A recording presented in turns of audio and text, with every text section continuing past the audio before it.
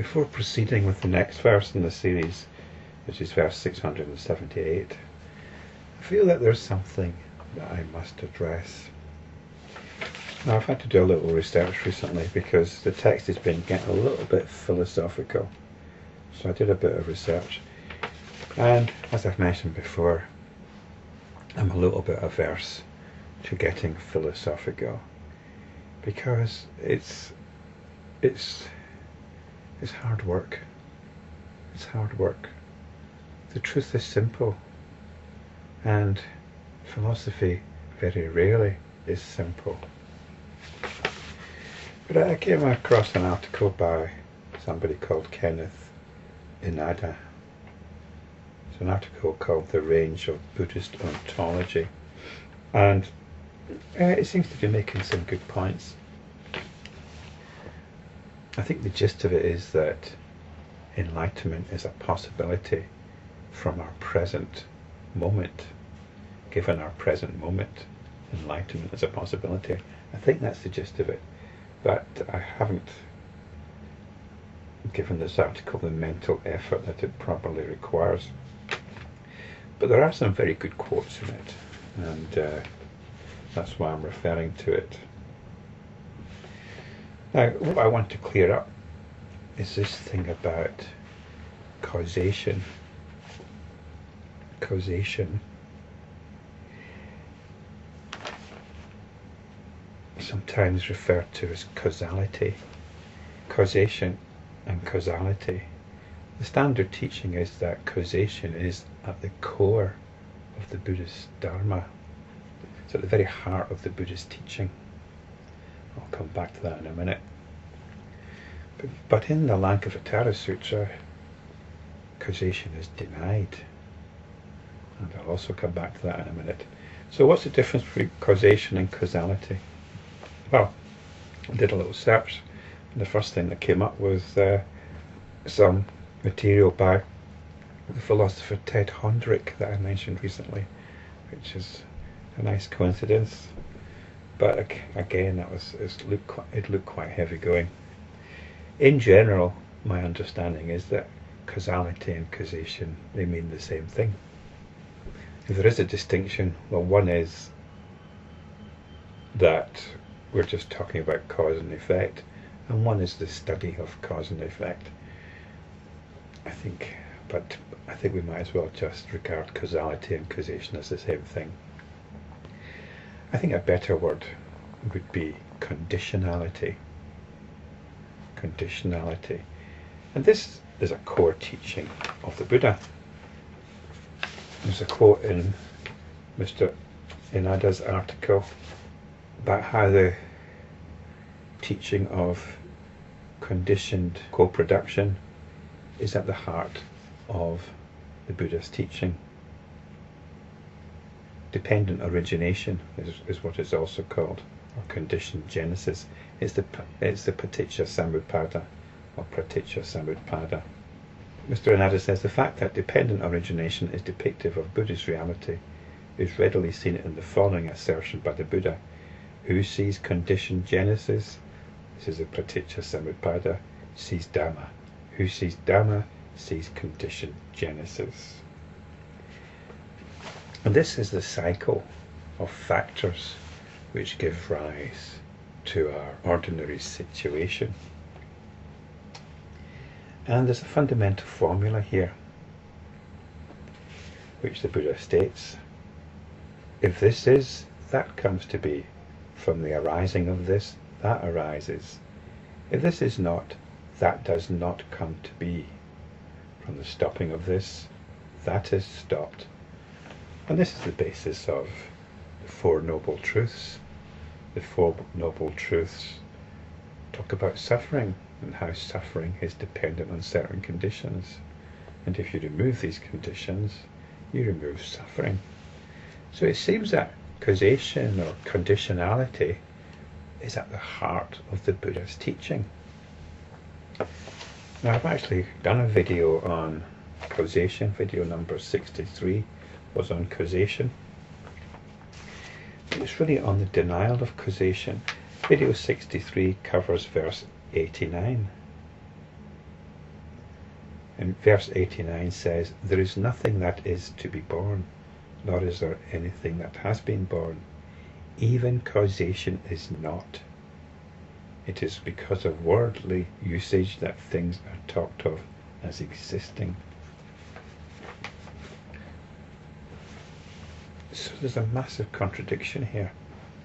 There's a massive contradiction between what is regarded as the heart of Buddha's teaching, which is one of causality or causation or conditionality, and what we're getting here in the Zen teaching, that causation is simply to do with words, with worldly usage.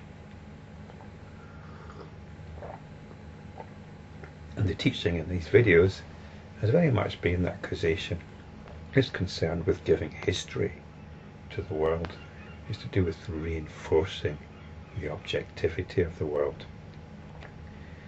So we dismiss causation. So what about this fundamental teaching of the Buddha? Well, the thing is, and the big mistake that people make, is to apply it to the objective world.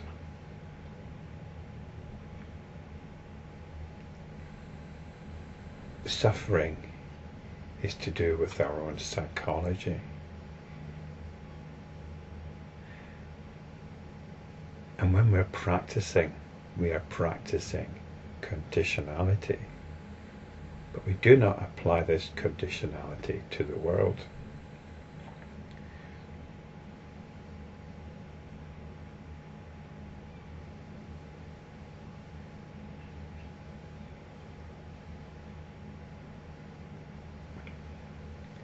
When we indulge our desires, in other words, when we allow ourselves to be driven by our desires, then this leads to suffering.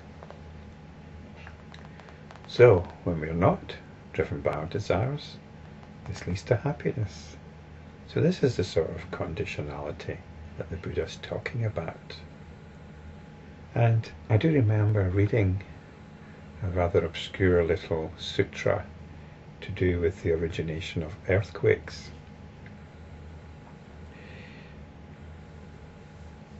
And I thought it was quite absurd. It gives the appearance of being scientific, but it's not. It's just sheer speculation. I tried to find this sutra. I'm sure it was one from the Pali Canon, but instead I found something else on the causes of earthquakes according to the Buddha. And the point here is that the Buddha quickly moves away from talking of an objective world to the psychological and spiritual possibilities. So, according to the Buddha, there are 8 causes of earthquakes. Now, the first one refers to the objective world. The great earth is established upon liquid, the liquid upon the atmosphere, and the atmosphere upon space. When mighty atmospheric disturbances take place, the liquid is agitated. With the agitation of the liquid, tremors of the earth arise. This is the first reason, the first cause for the arising of mighty earthquakes. So this was probably in keeping with the understanding at the time. The second reason is when an ascetic or meditator of great power, one who has gained mastery of mind, or a deva who is mighty and potent, develops intense concentration on the delimited aspect of the earth element, and to a boundless degree on the liquid element, one too causes the earth to tremble, quiver and shake. This is the second reason, the second cause for the arising of mighty earthquakes.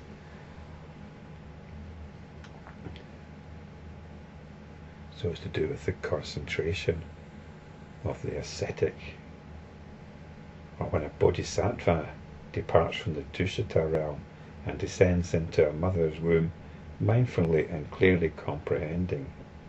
So this refers to the birth of the Buddha. So there's supposed to be an earthquake then, and when a bodhisattva comes out of his mother's womb mindfully and clearly comprehending.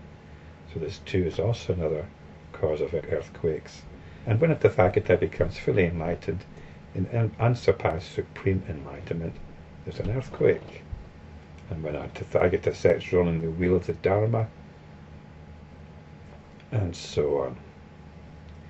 So there's a quick transition from the common science to common belief, and then to the spiritual understanding.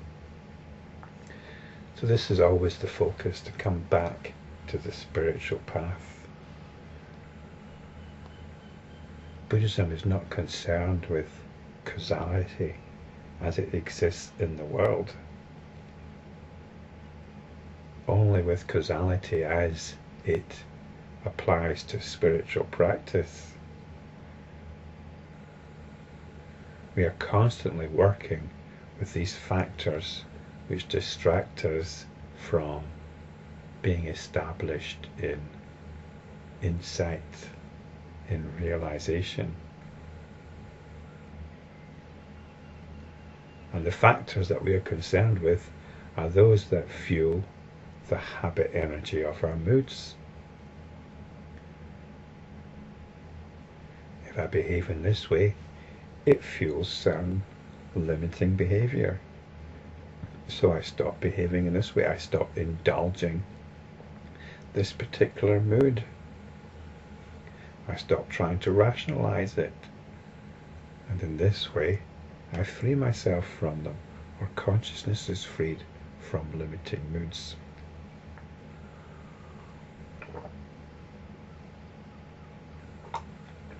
So this is the important distinction.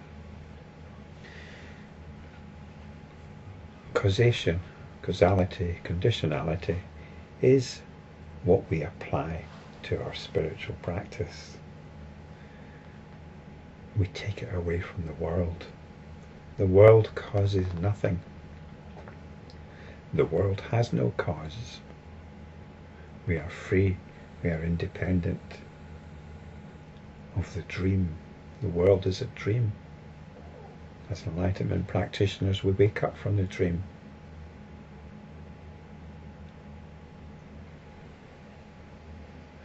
We remove causation from the world and we apply it to our spiritual practice.